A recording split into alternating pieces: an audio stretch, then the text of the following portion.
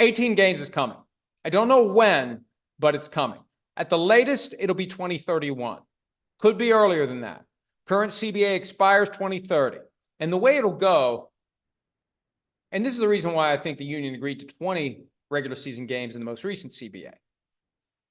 They know what's coming. We don't want to play 18 games. Owners say we want 18 games. And if you don't agree to 18 games, we're going to lock you out. And we'll lock you out for the whole season. Because we don't care. We got our money. We don't need a season of football. We got 40 more to come. My family's got 100 more to come. Players have how many? And then think about how this would go. If the NFL shut down for a full season, the players come back who haven't played for a year.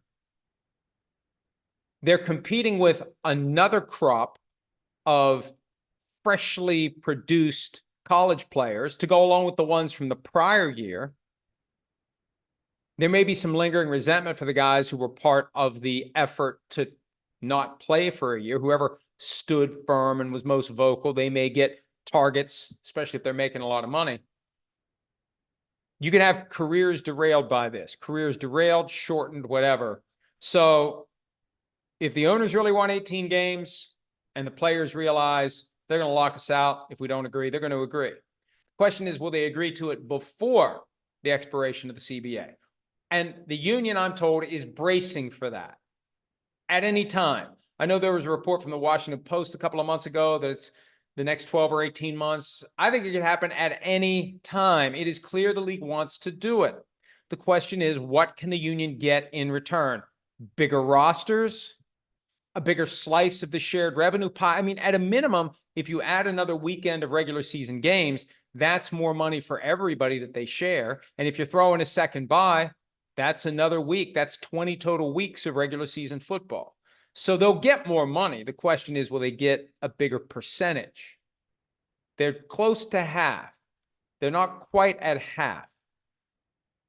Bernie Mac, Bad Santa, half. Maybe they want more than half. Hey, I'd want more than half. I used to think half was fair, and it sounds fair, but half and half on the revenue, 100-0 on the equity. The players have no equity. And look at how the value of the teams keep going up and up and up. And the owners have that. They can sell that. In addition to making half of the revenue, they have all of the equity and all of the growth that goes with it when it's time to cash out. Look at the returns that some of these people have gotten. Even Daniel Snyder bought the team for less than $1 billion, sold it for more than $6 billion. 25 years later, that is a hell of a return. And he made all that money along the way. That's what you have when you own a team.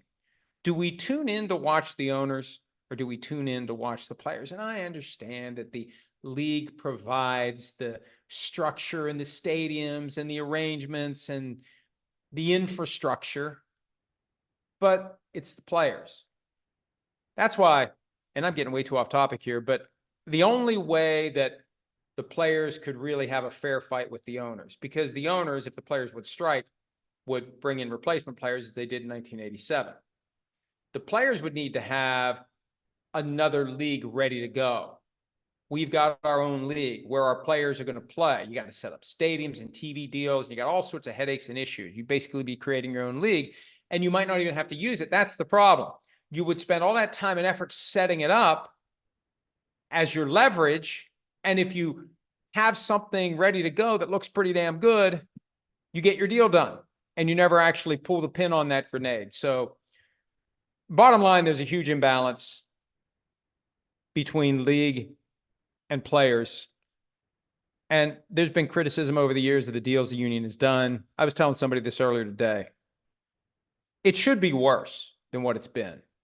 Because when one side, is willing to use the nuclear option and the other isn't, that throws everything out of whack. And whatever you want to say about what the union has or hasn't done by way of negotiating the past couple of CBAs, it should be a lot worse, because the owners are in a position to really put the players under their thumbs, because the owners will shut it down for a year. The players won't. That's why we're going to get to 18 games. And I think it's coming. And I think as a practical matter, the best time to do it is when the current TV deals expire, because the union, or the league pulls the plug on them 4 years early after the 2029 season. So I think as of 2030, that's probably when it happens.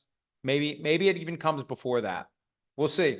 but the union is braced for the push to 18 to come. Hi, it's Mike Florio. Thanks for watching PFT on YouTube. Hit subscribe for the latest news and analysis from Pro Football Talk.